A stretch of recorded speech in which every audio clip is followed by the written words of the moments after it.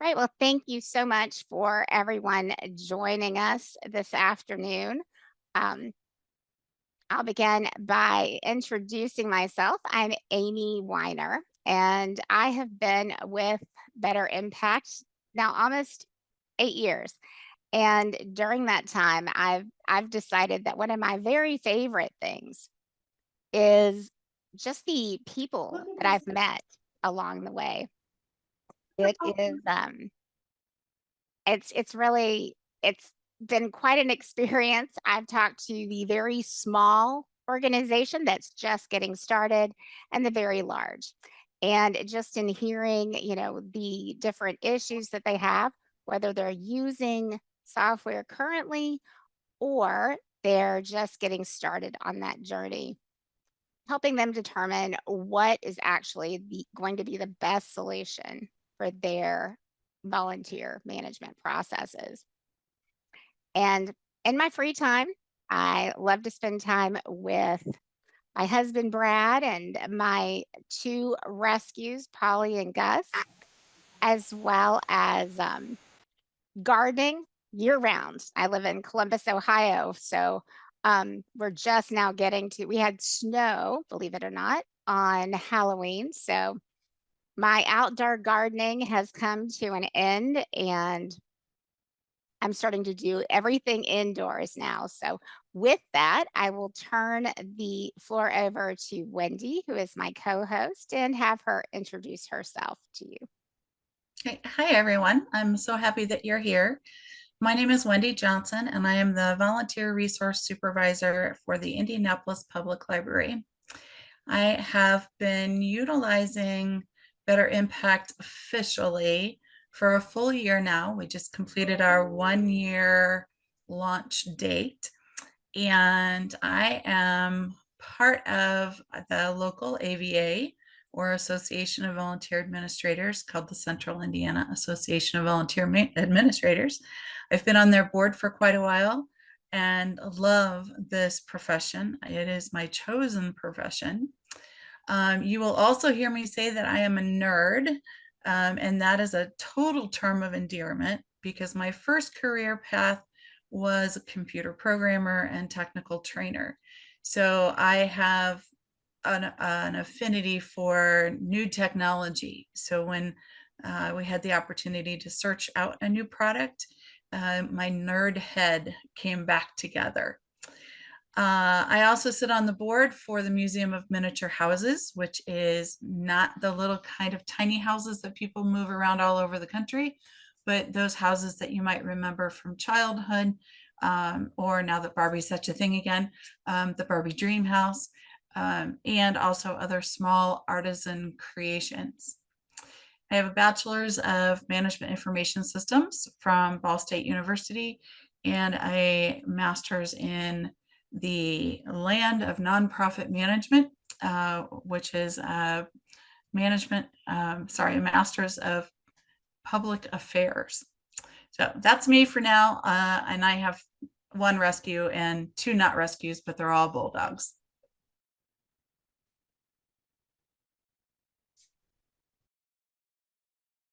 Thank you for sharing that, Wendy. And we'll hear from Wendy again in just a few minutes. Some of the things that we'll cover today, we'll discuss just the common problems that face volunteer services teams. And we'll do a quick program assessment where I will ask you a series of questions, and hopefully you'll answer those questions for me. I'm going to try out something a little bit new today. I'm going to try polls on Zoom. So as if we, don't have enough complications with Zoom meetings, I'm going to throw something else in the mix. So we'll see how that works today. We'll discuss why the right software tools matter. And then Wendy's going to discuss her journey to successfully finding software. Then we'll just do a high level overview of volunteer impact, and we'll have a few resources and a link to obtain your PDU certificate for attending today. So please stick around.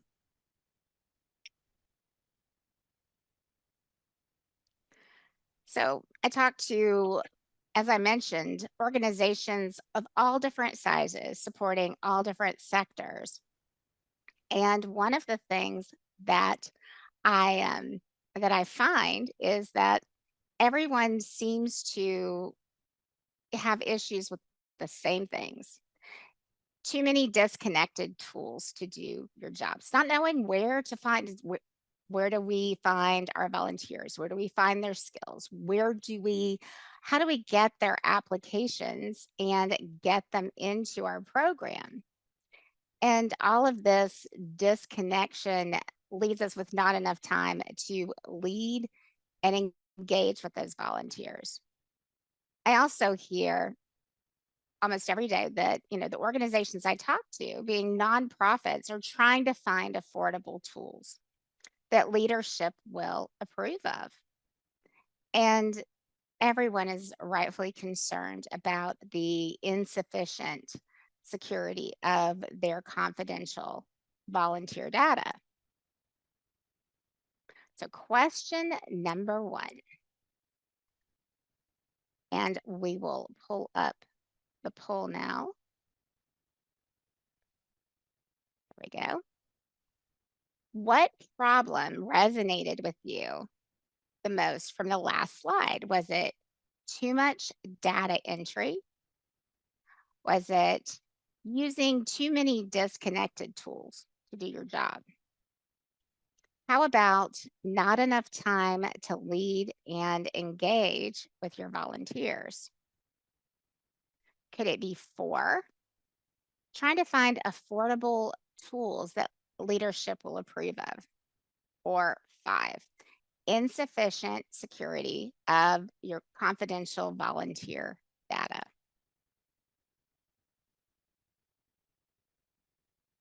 Okay, so we'll share the results. So, number two, using too many disconnected tools to do your job seems to be the most common theme here. Question number two, are you how are you currently managing your volunteers? Are you doing that with spreadsheets? What about a volunteer management system? Are you currently using one? Or three, is it something else altogether?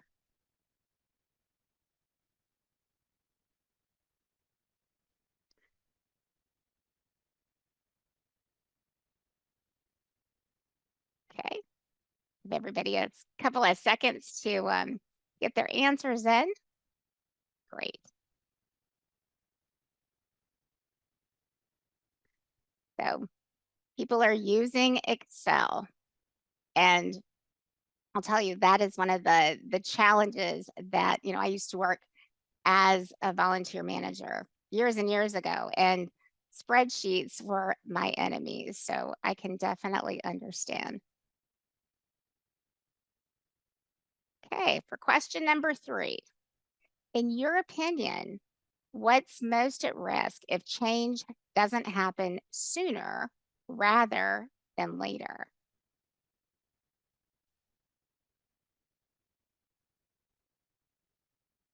Okay, I'll give you a few minutes to get that question answered. Is it volunteer turnover or disengagement? What about staff turnover, disengagement? Wasted money. Number four is damage to your organization or program's reputation. Five, something else altogether. Okay, so getting answers in, and then I'll share our results. Okay, so number one, volunteer turnover and disengagement, 60%. So quite a large number of you. I felt the same. Okay. Did you know that more than half of all employees are unhappy at work because of the software tools they're using? Have you ever become dissatisfied at work due to missing or mismatched software? This comes from G2's 2019 State of Software Happiness Reports. Excuse me. This is why having the right tools matter.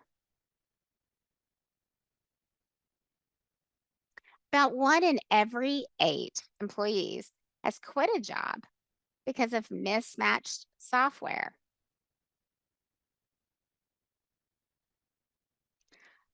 So we want to get, I'm gonna, I think we just had someone come in, get everybody muted here. Okay. Let's get you working with tools that make you feel less frustrated and rather more empowered and productive when you do your job. Let's have less of this and more of this.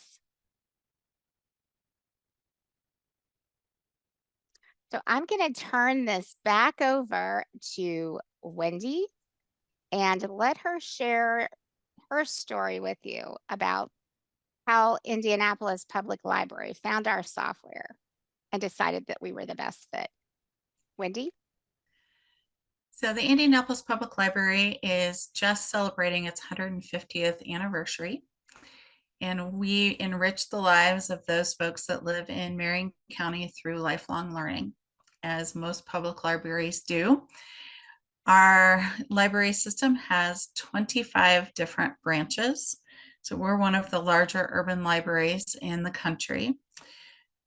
The best and most wonderful part of it is that we are engaging now volunteers at every single location, which has changed quite a bit.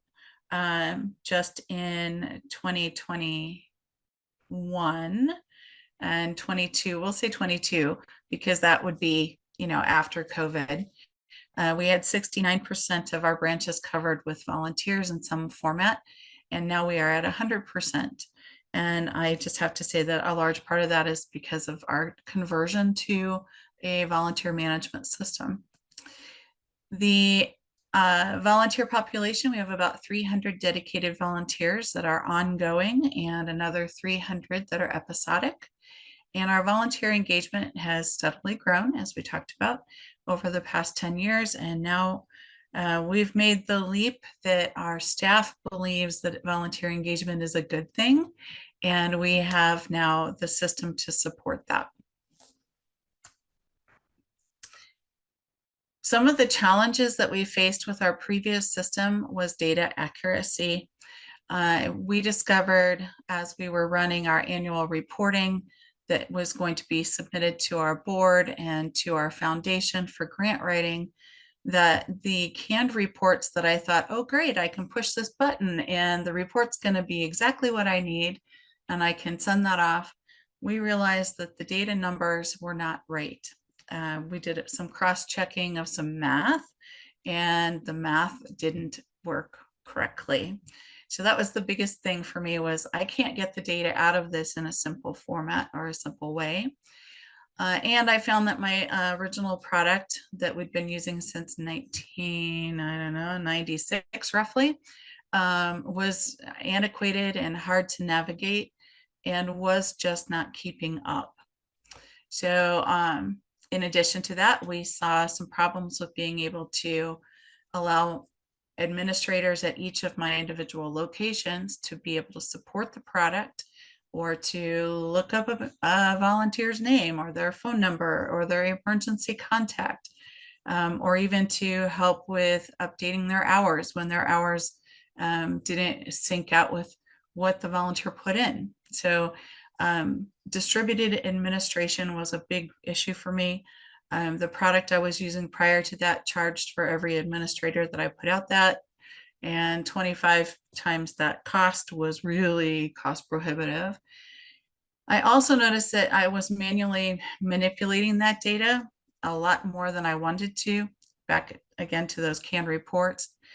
And overall, we felt that the product was stagnant. It wasn't moving forward.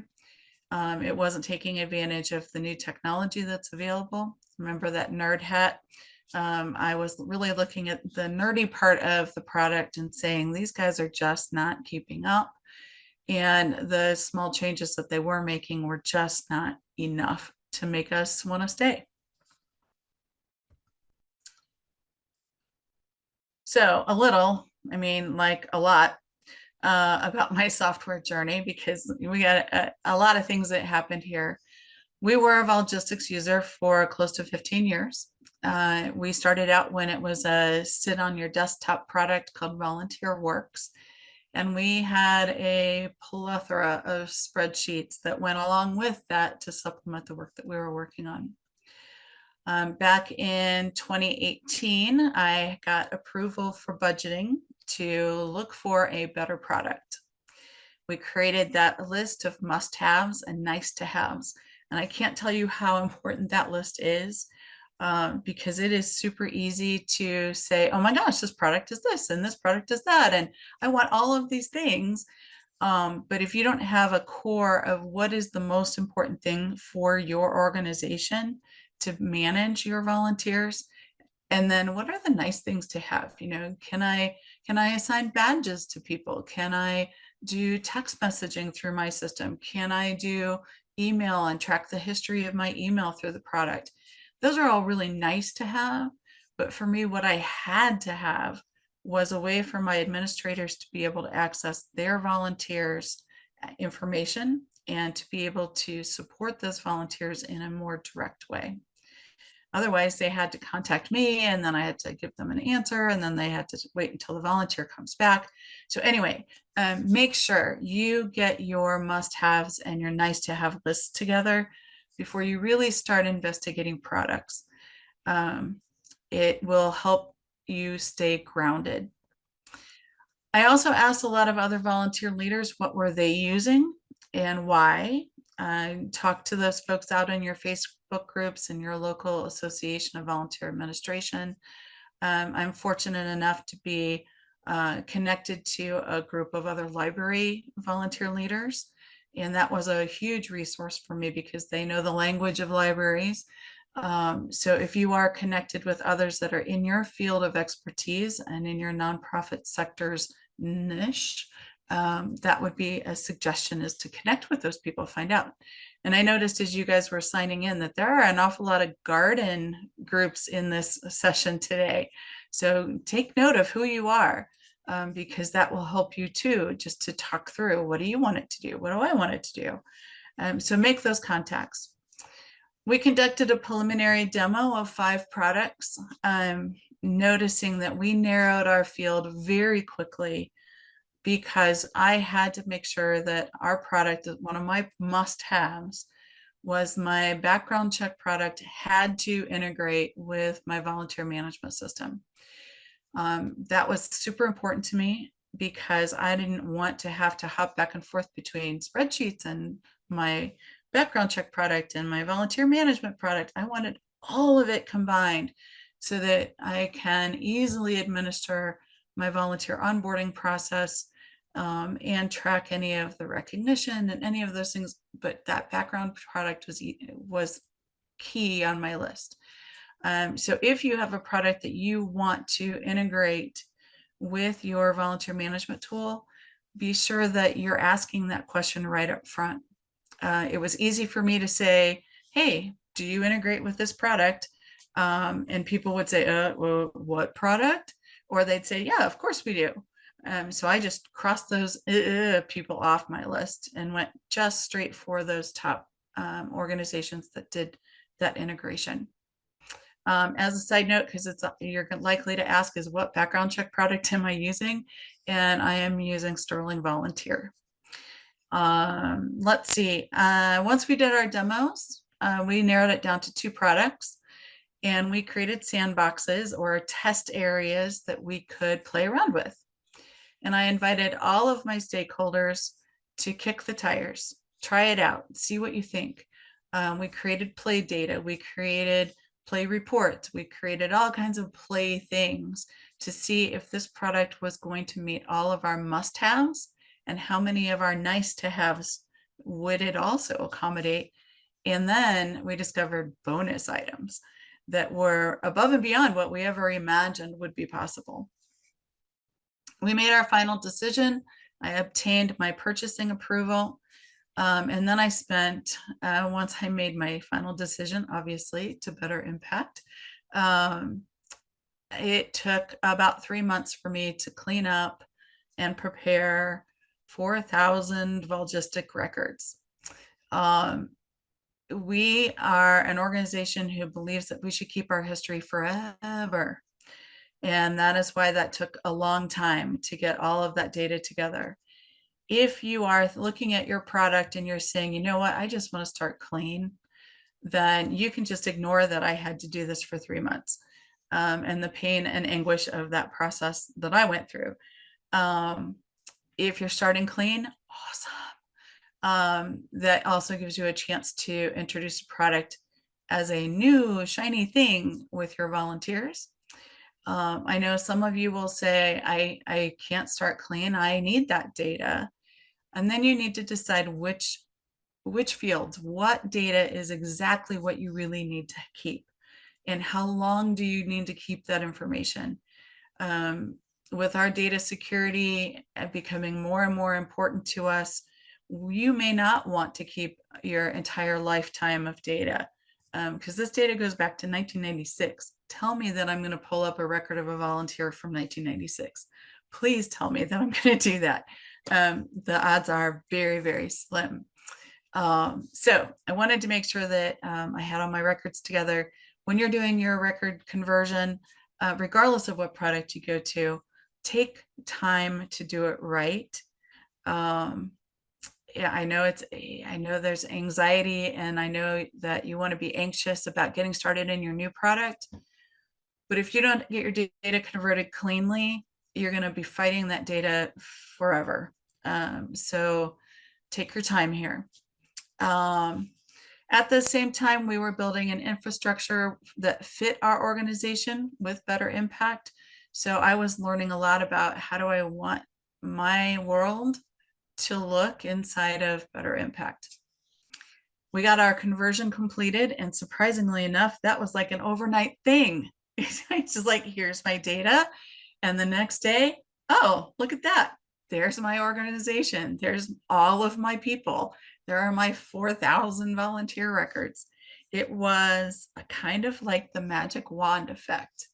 I expected it to be months, and magically, that was not the case. So the conversion went really well. We didn't lose anything in that conversion.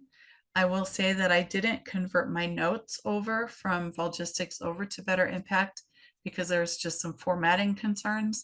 So we are manually entering notes as we have time. And then we've just decided we're not even going to worry about those people that are archived. We'll look them up if we have to. I had planned on running a parallel system, so running both Better Impact and Volgistics side by side for a 2-month period while we got used to Better Impact. And I can tell you that on probably day 5, we sort of said, oh, what's that other thing we used to use? I don't want to use that anymore. Do you want to use that anymore? And our organizational staff and our stakeholders all said, well, if you're ready to shut it off, shut it off. So it was about a month that we ran parallel. Actually a little less than that, because we were all like, ooh, this is the shiny thing. We want the new shiny thing. We continued to talk to all of our stakeholders. We giving status reports and progress reports to your stakeholders during this conversion time is really important, because they just invested the funds, the energy. They were part of the kick the tire process. So it's important to keep them in the loop, just to let them know, hey, this is where we are. We thought we'd run parallel, now we're not.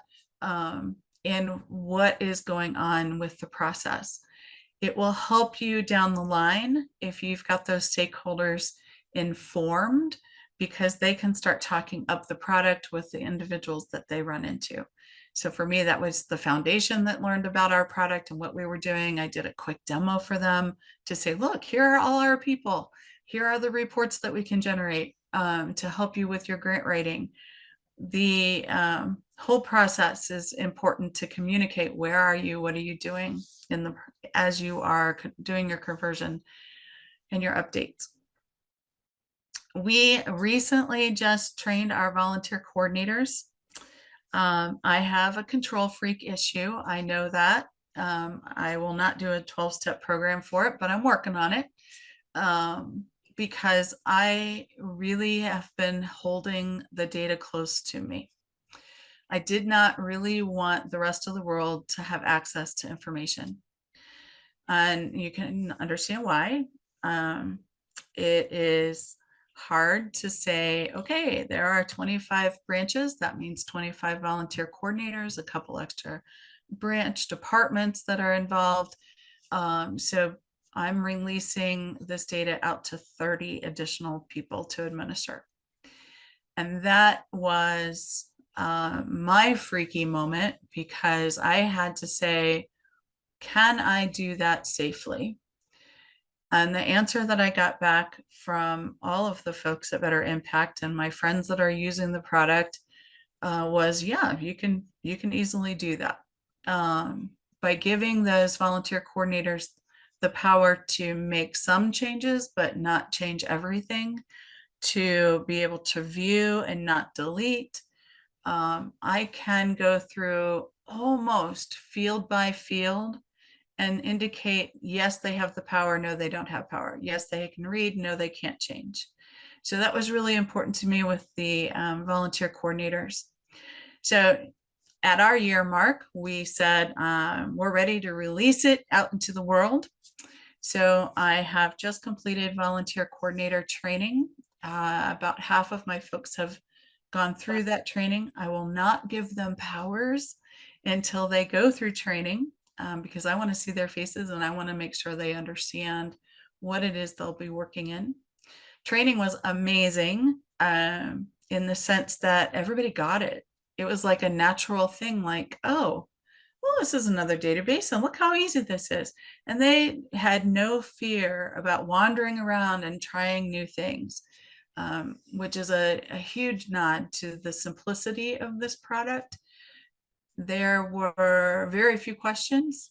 They all went away saying, this is great. Now I can update my volunteers' hours when they forget to clock in. The other thing that we've done too, early on, we switched our time clock. We have time clock kiosks that was part of Volgistics and is now also part of Better Impact, where a volunteer can hop in, punch in their PIN number or their user ID to clock in, and at the end of their shift, they clock out. Bonus here is that our new product, Better Impact's product, also allows volunteers to have a QR code that is unique to them. We have several volunteers that come with a job coach or come with a career center person or come with a counselor or are part of an autism home that's down the street from one of our branches. And those folks are not likely to remember their user IDs. So we've given them all a QR code and they use their time clock kiosk and they swoop in their, that's an official word, swoop.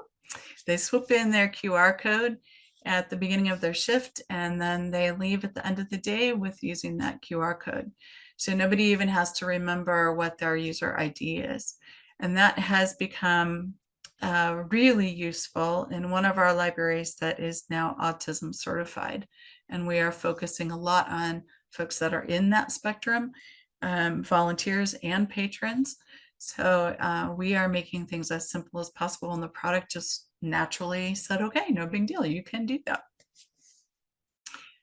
So as you can tell, I'm a huge fan.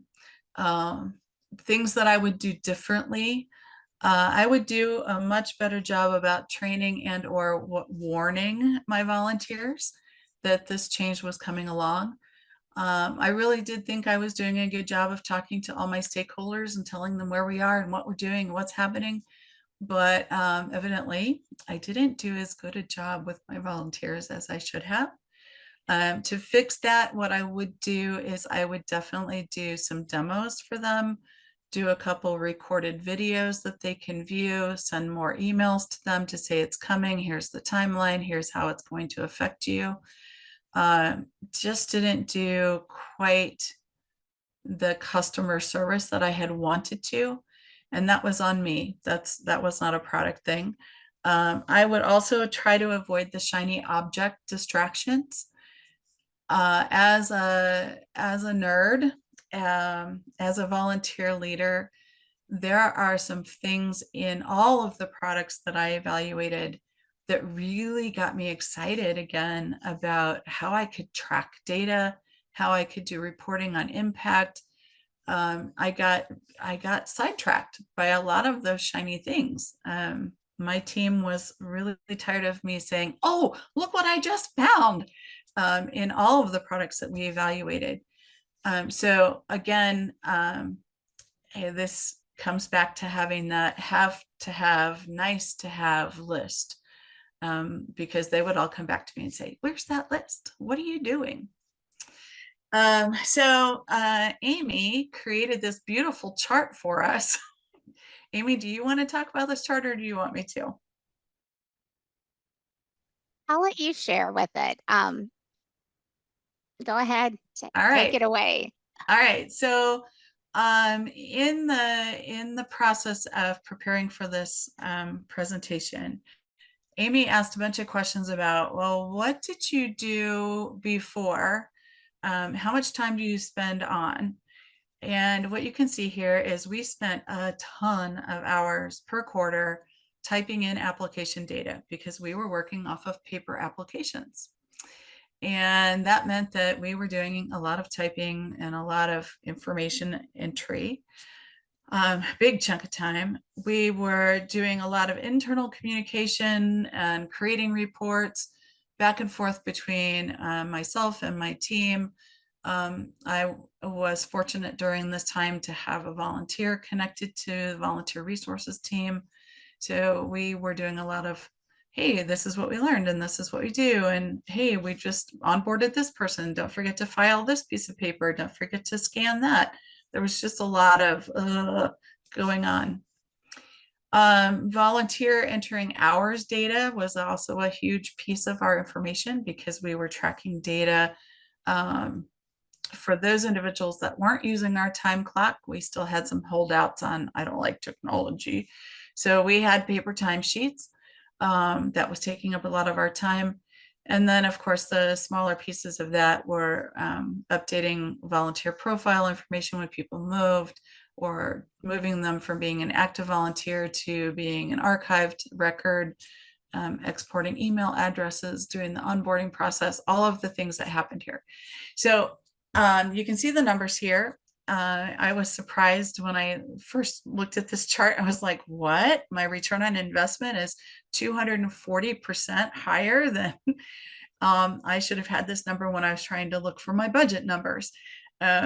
So super excited here about how much we're saving financially. Can we go back one? Because at the bottom is the thing that made the most sense to me. I was most excited about. We had every volunteer coordinator using a volunteer screening packet. And I'm sure most of you have some kind of paper that you use when you meet a volunteer for the first time that's going to be ongoing. You have to do all that onboarding stuff. We went from a 10-page screening packet that had to be assembled. So it had a handbook, it had a background check release form, it had youth protection release form. It had all these forms in it that we were doing during the interview. We dropped that down to a whopping 3 pages. One was the screening document, one that goes home that says, how do I do this? What's next? And their position description, 3 pages. And we're now printing it on demand, so we didn't have to have volunteers sit around the table assembling all of those packets. So that's not in this pie chart, that preparation part, but that's huge for us. Okay. So why did I select this product? It integrated with my background check product. I can tell you that the sales and customer support people are outstanding. One of the products that I evaluated, I asked the sales rep about a customer report that was really important to us. And his answer was, "Why do you need that report? You don't need that report." And I was flabbergasted that that sales rep was not interested in what was important to me and interested in helping me find a solution with their product. That never happened while I was talking to any of the folks at Better Impact. We went with a plus version for the first 2 years, so I'm still under the plus package, which gives me direct contact with a person that's talking me through all of the steps, doing training for us and my whole team. Um, and I can tell you that my rep there has been amazing. I can just send emails off that way, even if it's not a scheduled appointment. And inside the product is so much help. 24/7, you can chat with a person who's really a person. At 3 o'clock in the morning when we were first converting, I was talking, I was playing, I was trying to figure out something. I hopped onto the chat and I was thinking, there's nobody going to be around at 3 o'clock in the morning, Eastern Standard Time. And lo and behold, within a couple minutes, I was talking to a guy who was on the other side of the globe who was answering all of my questions for me. It is fun and kind, and I don't ever feel stupid. So I can't say enough about the customer support and the sales part. Longevity of the product and Better Impact's desire to continue to improve the product. I have submitted all kinds of, I'd love to have it do this. It would be so cool to do that. There's a giant database of all of those things. And as a volunteer coordinator, I can vote on the things that are most important to my organization compared to what all of the other organizations want. And amazingly enough, when the development team makes a decision about what they're going to actually work on, I get an email from them and say, you liked this object, you like this tool, you liked this idea. We're going to tell you we're going to be working on that.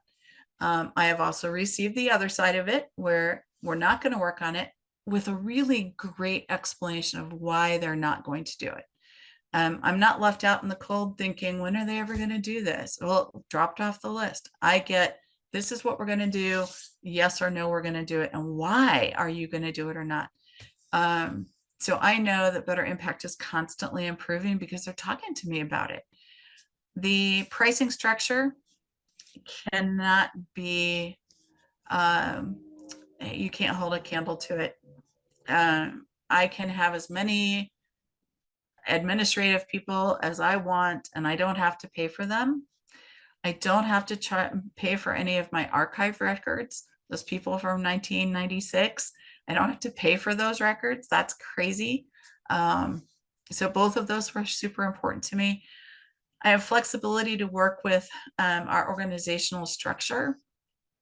My library structure is going to be most likely very different than your organization's structure, how you want to organize your people, how you want to group them together, what kind of data you want to collect about them.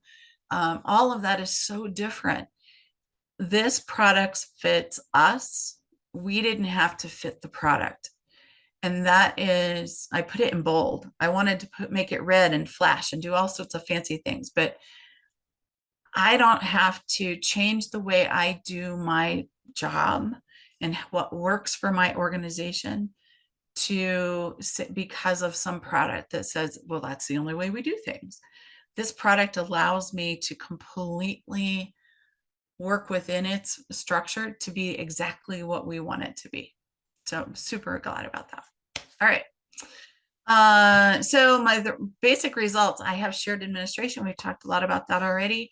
I can update hours and contact information. I can now track impact. Because we converted to this product, my department was able to create a full-fledged formalized internship program and run and launch that. and utilize Better Impact to track those interns. We've been talking about an internship program for 5 years. Can we do it? Can we do it? Nobody has capacity for it. And as soon as we put all of our data into Better Impact and we started really utilizing it and getting away from all those spreadsheets and getting away from an antiquated product, we now all of a sudden had time. So we've taken on a whole new project, and we are now working with interns in the product, and they're doing their training through the product. They are tracking their hours and doing their own hours reports. It's been phenomenal. All right, so yes, I'm happy camper. Pretty clear, you can see that. My satisfaction with my prior product, and now that I'm running Better Impact, you should do this quiz for me again, and they'd all be right up closer to tens on all of them. Very happy with the product. Everything about it has been great. All right, so just as a reminder, change is hard. Anytime you go through change, it is a difficult thing. While I was in the initial conversion stage and I was converting all of that data, someone mentioned to me the swamp of despair. And if you just Google it, you'll see there's bunches of illustrations of the change cycle. And at the very bottom of the change cycle, it's an upside down bell curve. At the very bottom of it is this bubbling, gooey glob of despair. I hit that when we were doing this conversion. I had momentary thoughts of going back to Volgistics and just saying to heck with this. But because I had talked to my IT team, because I had my stakeholders support, because I had my list of what I had to have, what I needed to have, because I had done all of the research, I was confident that this was the right product. And I knew that that swamp of despair was going to happen regardless of what product I went to. And the swamp swallowed my team. And at various times, we were all in that swamp. I will tell you that coming out of that swamp and moving up that ladder out of the swamp, this is well worth it. You will experience that swamp, but I tell you what, it's worth it. Google the swamp of despair and take a look at the images. Know that it's going to happen. Know that change is hard. Know that you can get out of that swamp and you will be a happy camper on the other end. Let's see, we moved to a modern VMS. It is changing the way we access data. It is giving us an opportunity now to really think about how we tell our story. Before, it's always been numbers, right? Number of hours, number of volunteers. And now I can really look at my volunteer information, the data that I have, extract things in reports, and look at their impact. And as volunteer leaders know, that is the direction that we are going. So impact is super important to us. All right, Amy, I think that's it for me, right? Thank you so much, Wendy. Thank you guys. And, do your homework. You'll be happy at the other end. So what I want to make sure of is that we have plenty of time for all of you to ask Wendy your questions. And then if we still have time available, then I'm happy to, just go over some high level points of the software. If we don't get to that, please schedule with me. I'm always happy to get those questions answered for you. And then we also have pre-recorded demonstration on our website. So, Lene wants to know, what did you do with the technology adverse? And it's funny that you use that term because I use it all the time. You're less than tech savvy, or perhaps you're tech adverse volunteers after the conversion. And there were a couple of people that asked that question, Wendy. Yeah, and again, that was where I probably dropped the ball. What I now know, what I would do is I would do because I did an introduction to my volunteer coordinators, um, rolled out the time clock, did a Zoom meeting with them and said, this is how the time clock works. When you talk to your volunteers, this is how they're going to log in. I think that the biggest challenge was the conversion. When the conversion happens, the conversion automatically assigns this really funky number to every volunteer. And I should have changed those funky numbers to something that made more sense. Because all of a sudden I'm sending this email out to all my volunteers and saying, hey, we have our new product, yay. And of course I'm on this, sugar high basically, that says, we're there. And it's got this funky number in it and it's got these bizarre instructions. And I did not do that well. So how did I work with those tech averse people? I really leaned heavily on my volunteer coordinators at each location to walk them through the process. We are still running into tech adverse people. If they would prefer to use a paper timesheet, we still do paper timesheets. Someday maybe I'll get away from them, but that's really what we've had to do. I know that's not a good answer, but that's the answer. There's always options for those tech adverse. I mean, there are ways to manage that without deterring them from the ultimate goal, which is participation in your program and retention and happiness. Bridget wanted to know, Wendy, is it always the same person in support? Either you can take that or I will. No, it's not always the same person. We do get to sleep here. They do let us, but the reason that we can provide the 24-hour a day, 5-day a week, and then weekends and holidays more sporadic because we do get time off for good behavior. But in all seriousness, we're on 3 continents. So you may get to talk to my super cool colleagues in Adelaide, Australia, or the ones in the UK, or perhaps in Hamilton, Ontario. Here in the States, we've got people in Seattle, Chicago. I'm here in Columbus, Ohio. And so somebody's always awake during the week. And so who you talk to will likely change depending upon the time of day of the week, but we are all part of the Better Impact team. So it's not something that we farm out to anyone. We've all been vetted. We're all thoroughly background checked.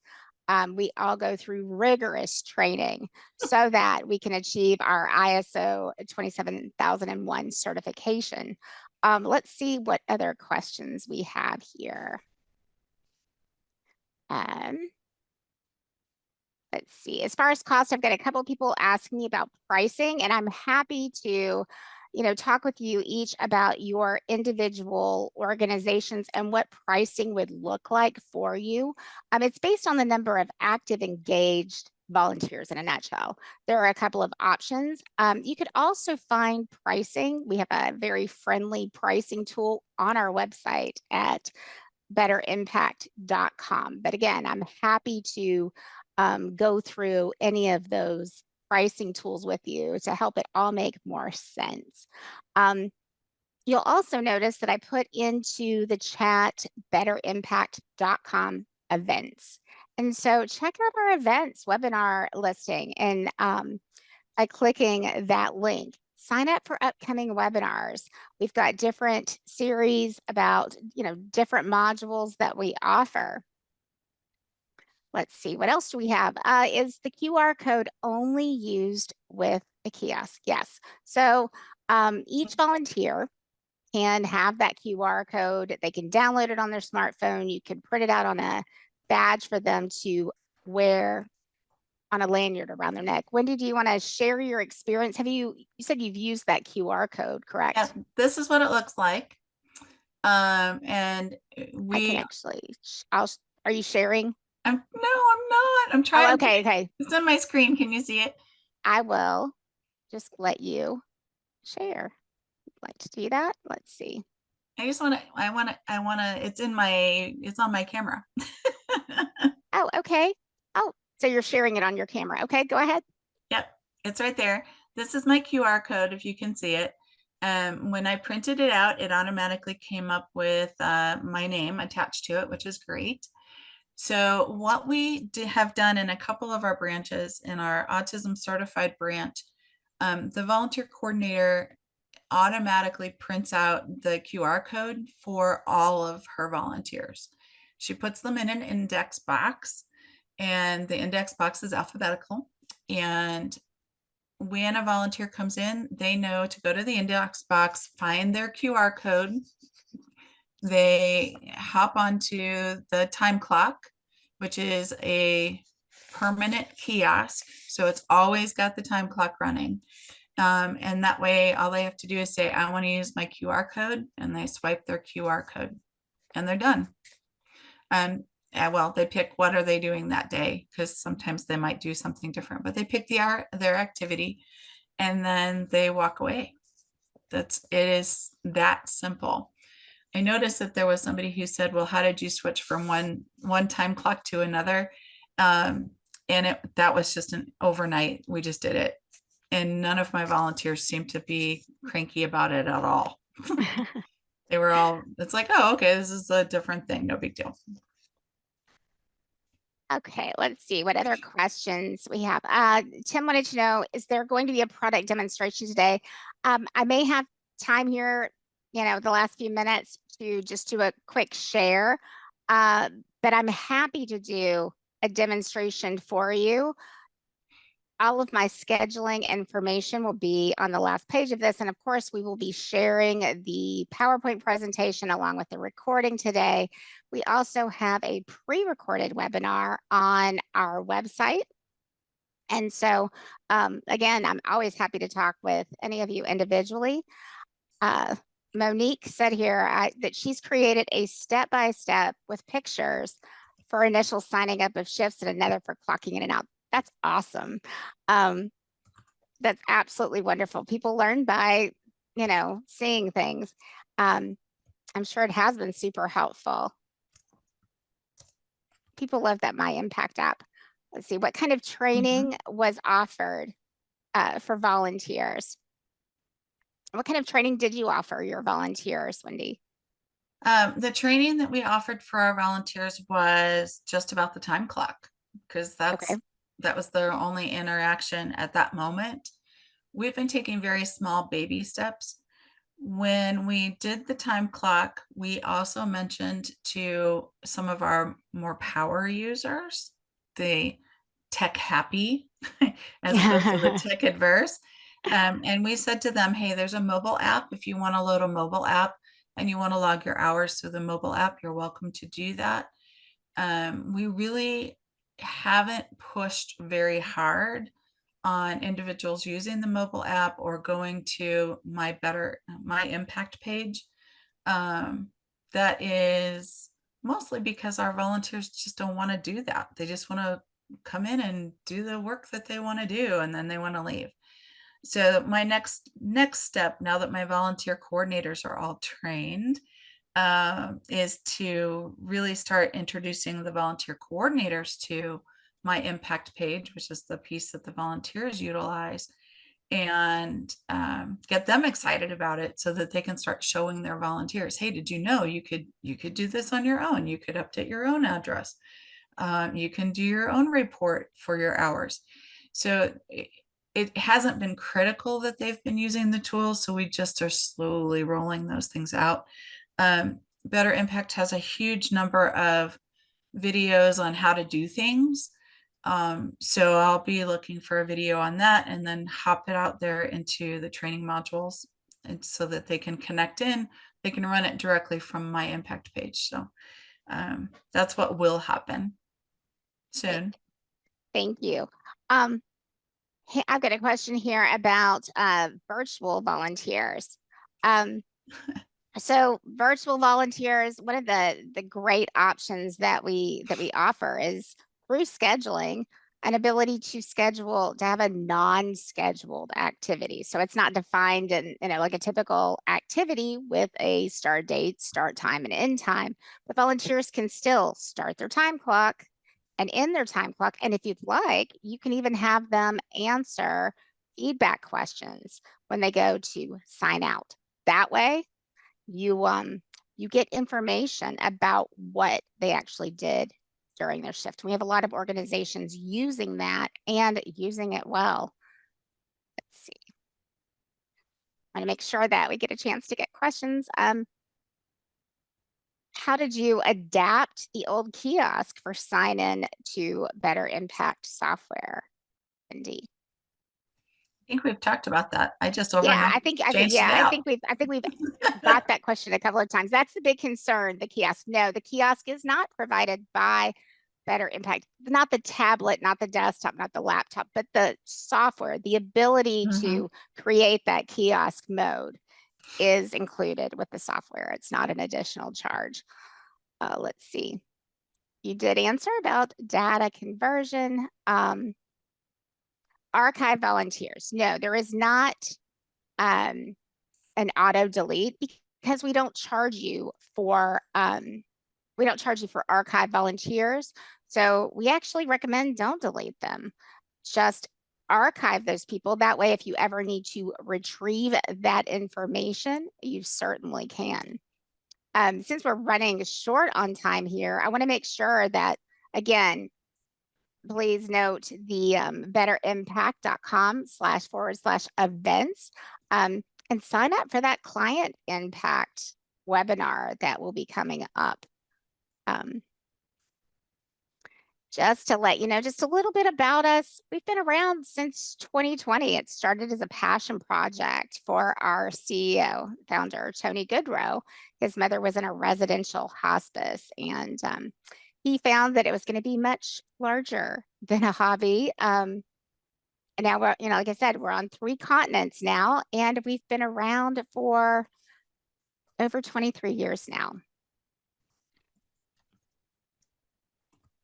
I want to make sure that everybody does get their PDU link. So I will include that in the chat. And if any of you have any last minute questions that you'd like to ask Wendy, please feel free. I've been trying to answer things in the chat. So I appreciate that. If you put a question out there, please, please watch the chat. Okay, you've answered the auto delete. We answered the kiosk question. Virtual volunteers, you talked a little bit about virtual volunteers. We have a few, and it works out great because they just hop onto my impact page and they log their hours. And because we can set it up that we have to approve those hours, we either trust them or don't. So we say for some of our ongoing volunteers that we've known for a long time, we just auto approve those hours and we don't ever have to touch them. For new volunteers, we'll go through the approval cycle until we get comfortable with those volunteers in a virtual realm. And we know that things are moving along like they're supposed to. It's kind of a reminder for us to keep checking in with them. So you can switch back and forth between I want to approve their hours or not approve their hours. And you can do that on an individual volunteer basis. So if you have that teen ... we don't need to finish that sentence. Wonderful. Well, we're right at 2 o'clock. And I know that we didn't have time to do the actual product demonstration. However, these webinars are so helpful in that, hearing from someone who is in the trenches doing what you're doing and using the software and having success with it. That's what this is all about. Please feel free to schedule with me. You can do so at our website, and all of my contact information is also available to you here. So please feel free to give me a call. Always happy to help. With that, I will conclude today's meeting. You can all be on the lookout for the recording. And again, thanks for attending. Thanks so much to you, Wendy, for sharing your journey with us. Lots of fun So appreciate it. anytime. Thank you. Have a great rest of your week.